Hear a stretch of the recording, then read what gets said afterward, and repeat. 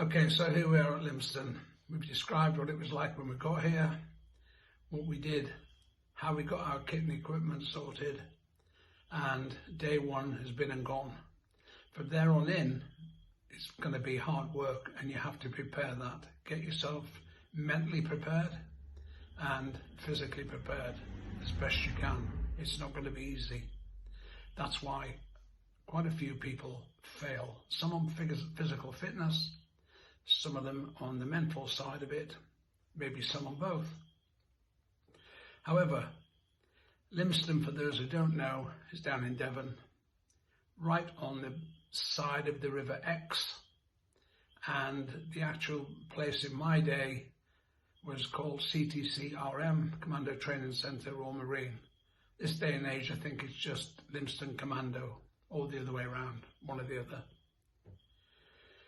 Some of the tests and tasks that we did throughout the following weeks were quite arduous. 9 times out of 10, you start off in lightweight kit, in other words, what you stand up in. Your denim fatigue, boots, maybe a cap's comforter.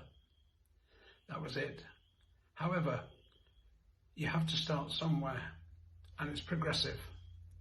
So let's talk about the assault course itself. Well, an assault course can be designed in different ways depending what you're trying to achieve. In my opinion, assault course is partly endurance, some speed, some individual effort, and hopefully team effort.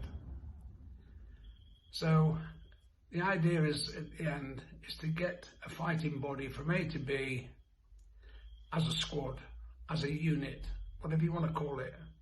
No point in having individuals turn up 5 minutes before the rest. It doesn't work like that. So you're being watched and you're being taught by professionals, the Royal Marine Commando instructors, and it's a starting learning curve of how they work. So here we have the assault course, probably built as ours were, with rope orientated courses. You've seen the rope ladders, you climb up and down.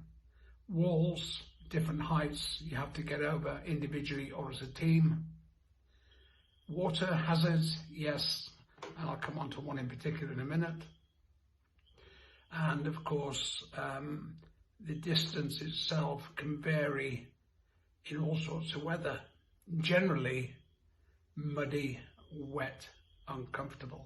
However, that's a Marine's life. It's not easy. Or a commando's life, exactly the same.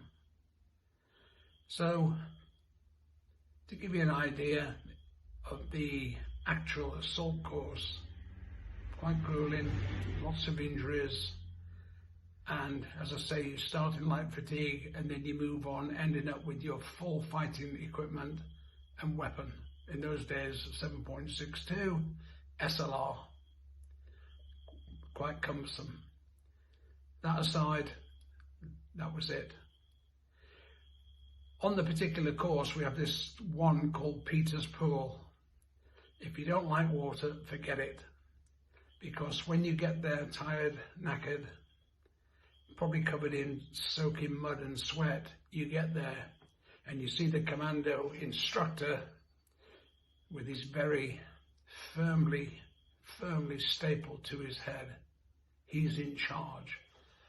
Into the water, full kit. The idea is that somebody on one side, one of your mates, grabs you, pushes you down, you go through a tube full of water, you can't see, you're in God's hands. When they push you down and into that tube of water, they're trying to push you through, and the one person at the other side is trying to, your buddy, is trying to find something to pull you through on. Could be your hair, could be the top of your jacket. Mainly try to grab your webbing that you would have on and pull you through to the other side, where you'd stand up and go through, and then carry on the running. A lot of people failed on that. They didn't like water. Then you'd have the numerous rope courses, This is where John Mack in particular excelled. He loved the upper body strength stuff, and in my opinion, lightning. I couldn't catch him. But, you know, we sort of stuck together quite a lot throughout our training, along with some other guys, obviously. But we were still in the friendship bond we had from the commanders back in Plymouth.